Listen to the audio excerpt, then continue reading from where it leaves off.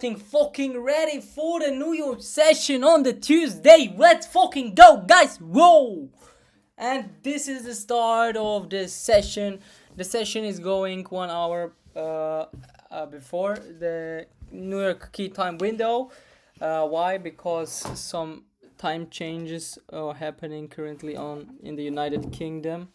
So these motherfuckers are giving us a time window which is being a bit before. Let's start in the session. It's gonna be a very quick video. It's gonna be a pre-game plan quickly for you to see what you can take into consideration for the session in the New York time window. As we mentioned already on the London, there weren't any significant or interesting parts or opportunities at all. But coming back to the price action, we quickly are gonna review the higher time frame, the H4. The rest, if you want to watch it, go to the other videos. What we know is that our current direction is being bearish after we had that run of liquidity of the previous week's highs into the monthly extreme mitigation, which caused price with that build up, especially having that bearish liquidity cycle, caused price to push lower into deeper areas, retracing probably into the retracement of the weekly bullish push where our structural POIs are sitting, with nice objectives being break and test liquidity, and where we can expect very nice pushes towards the upside and buying opportunities long term.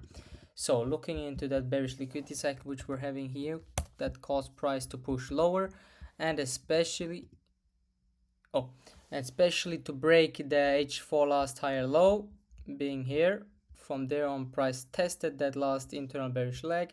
That engineered high got induced, probably because this was a pretty nice smart money trap from where buyers are got into the buys.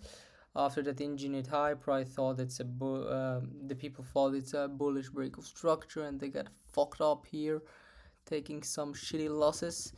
It was a very beautiful manipulation where seller sensitivity is sitting, especially as that's being our extreme supply area from our last internal M15 bearish push, which we're gonna dissect on the H1.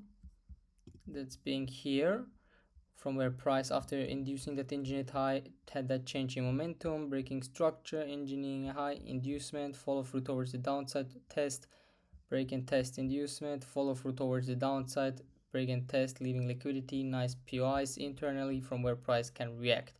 So having that in mind, our bearish push from that lower high to our lower low, we're marking our decision supply area, which has been this one, and our extreme and internal supply areas here from where price can react, but more so the structure relevant are gonna be the decision and the extreme.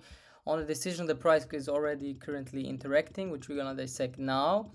As what we do expect after the low has been created, we expect a retracement towards the upside until efficiency of the pullback is met, or we had a very nice liquidity cycle which is signing bearish pressure on the daily candles. We can continue selling. For now, we are in that retracement, as we do have our two bullish legs of structure, push up, failure to create a low, continuing higher. Then we had that test, price pushed higher, now confirming that to be a smart money trap, the decision supply area. Why?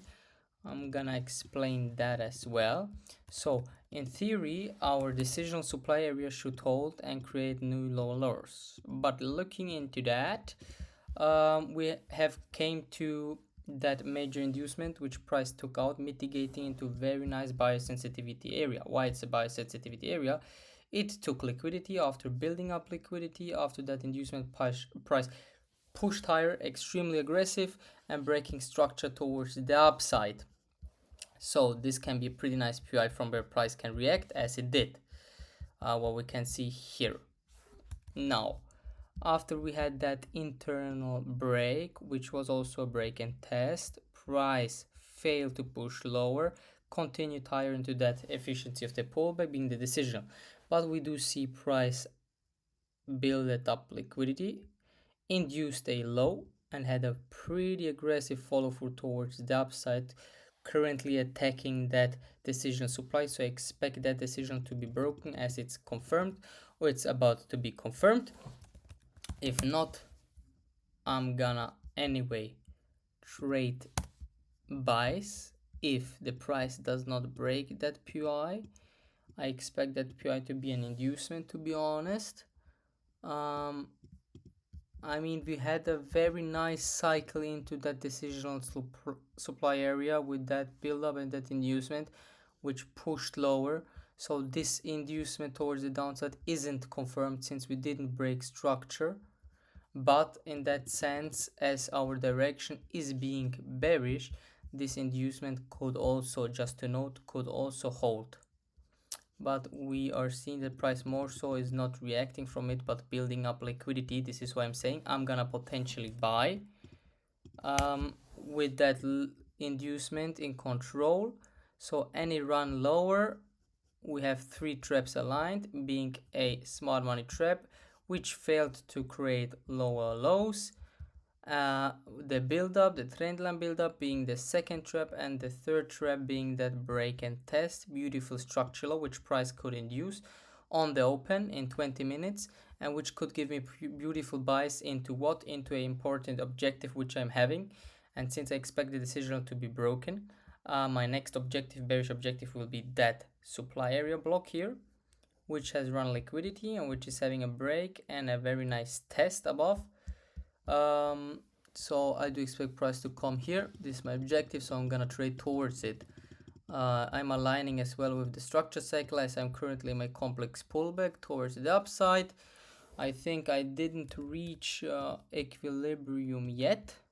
Yeah, I didn't reach equilibrium yet, the 50%, so I have still room to go up and trade counter trend buys if price aligns. So if we decide to break higher on the session open, inducing up and not down, I would like price to take out also that decisional and the liquidity above here to mitigate into that bearish block, from where I definitely can expect nice reactions and reversal sells as we also slowly are building up liquidity towards the downside.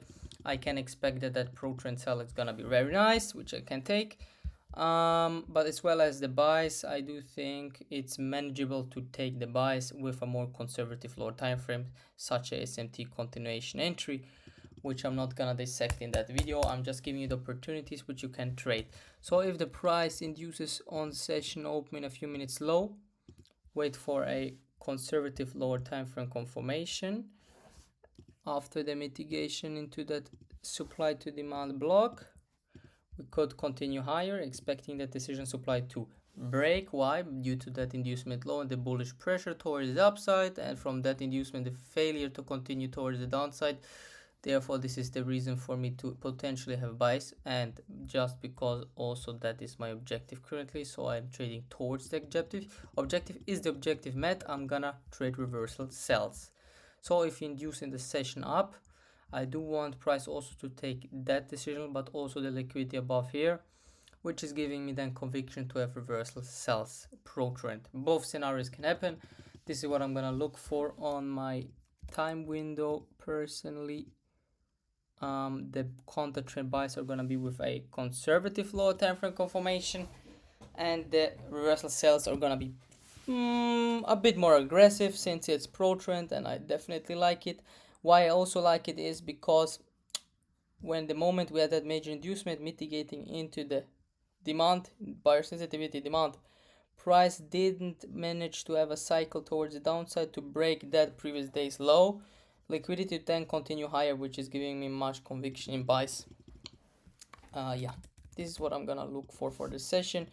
It's a pretty quick one, so I hope you enjoy it and stay safe. Do not take any risk, unnecessary risk, and yeah, just be happy. Don't worry. Be happy. Don't worry. I hope I don't get copyright because it sings so good.